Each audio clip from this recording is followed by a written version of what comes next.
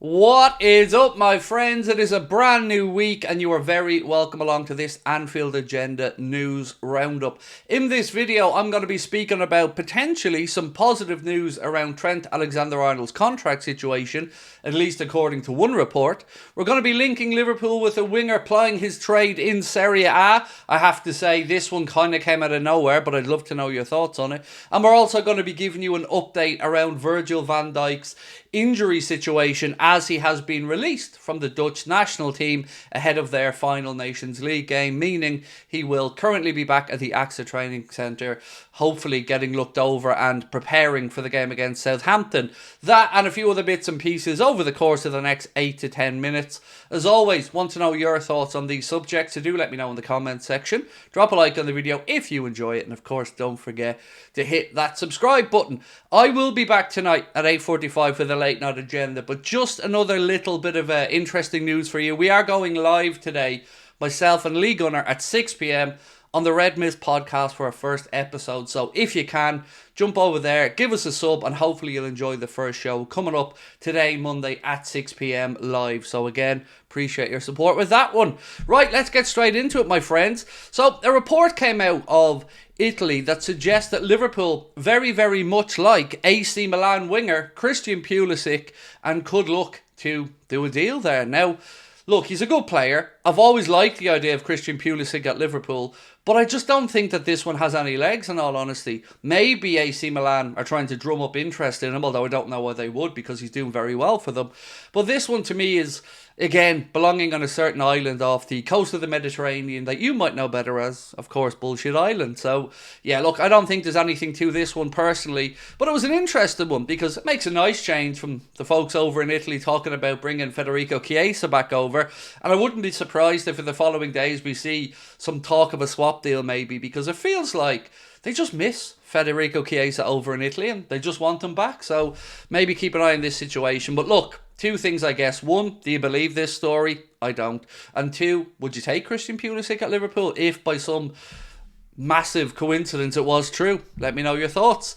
Right, I want to move on to the Trent Alexander-Arnold contract situation next, and then we're going to go on to speak about Virgil van Dijk. So on Trent, a story came out that, if true, is fantastic news. So Team Talk have said Trent Alexander-Arnold is set to reject Real Madrid. So let's just take a second to take that in if it's true, because that's the news we want to hear. Now, it is just one report, so I'm going to keep going with it. But again, I want to know your thoughts on it. FSG now have major, all in capitals, belief that Trent won't leave. Liverpool have gained confidence and expect Trent's renewal before Christmas. This is exactly what we all want.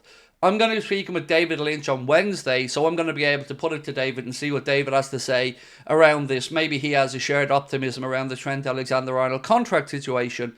I hope this is true. I would say Team Talk I would put in the hit and miss category with regards to reliability, but it is certainly better to wake up and read these things around maybe some encouragement that he's going to stay. Certainly better than reading the stuff coming out of Spain that always makes it sound like, sure, why do we even bother? Sure, he's made his mind up, according to the reports in Spain. So, good to see on this one. They say that FSG have major belief that Trent will stay. Still haven't got any insight into the wages that maybe it will take to keep Trent, but last night on the stream, and on a couple of nights on the stream, we've spoken about Trent Alexander-Arnold and whether he's worth 300k upwards per week. And I have to say, overwhelmingly, people don't feel that he's worth 300 to 350 grand a week. But I also feel that overwhelmingly, nobody's going to be too upset if he gets it, because we do want him to stay. We are, of course, all entitled to our personal opinions on it, but everybody does want Trent to stay because we can see what he brings to the team. Of course, he's a local boy, he wants to captain the club. So I hope this one is true. I'm going to need a few more journalists to come on board with this and to share this positivity. But as I said, just to read it through to you one more time, this piece from Team Talk said Trent is set to reject Real Madrid. I don't know why I shouted there, by the way, to reject, and then I went all high there. There you go. Maybe I just wanted to get that word reject out nice and loud.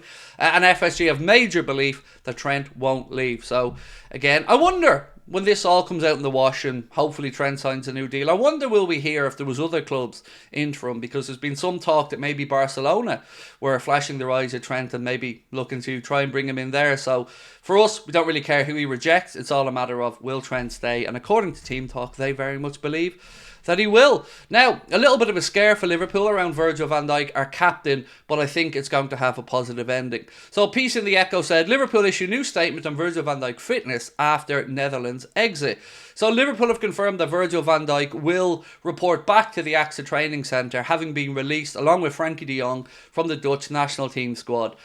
He played the full 90 minutes in their victory over Hungary, but I think that this is more a case of good man management for Ronald Koeman. Virgil's playing a lot of football. Frankie de Jong had a long time out with an injury and is working his way back to fitness at Barcelona.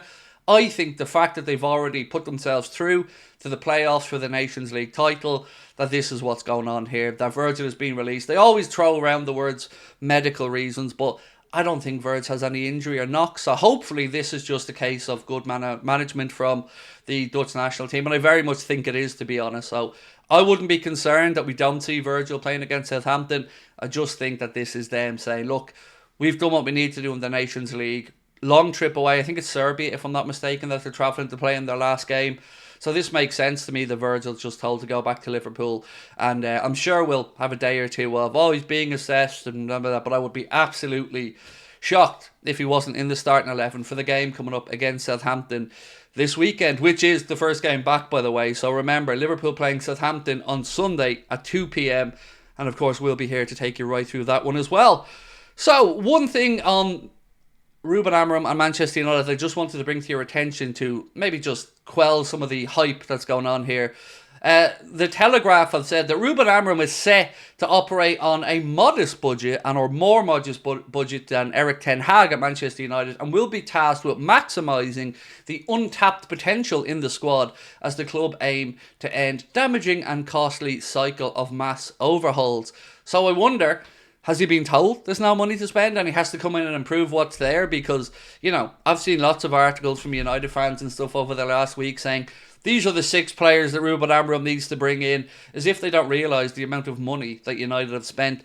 So let's just see how he gets on. But of course, we know Arne, well, he's just doing up his shopping list, isn't he? We very much hope that the reports around the likes of Zubamendi, Omar Mamouche and others come to fruition. We spoke yesterday as well about the situation with Kirkes, which very much does feel like Liverpool are interested, seriously interested. And of course, I will ask David Lynch about that when we speak on Wednesday. So, my friends, that is pretty much it from me with this Anfield Agenda news update. But I hope to see you all at 6 o'clock for the Red Mist podcast. And then, of course, tonight, 8:45 for the Late Night Agenda right here on Anfield Agenda. Don't forget to check out the Clips channel as well. We've just passed 35,000 subs. Much love, my friends. I'll talk to you soon. Bye-bye.